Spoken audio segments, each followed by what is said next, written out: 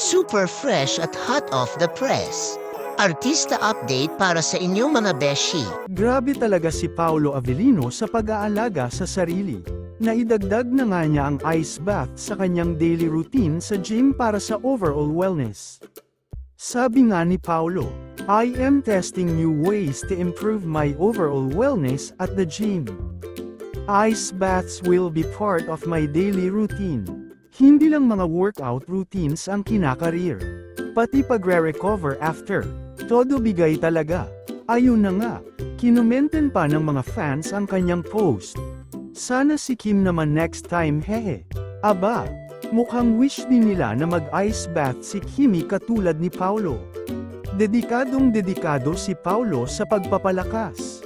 Mukhang si Kimi na ang next na mag-ice bath challenge. Walang katulad ang dedication ni Paolo sa workout, pati sa mga bagong wellness routines na sinusubukan niya.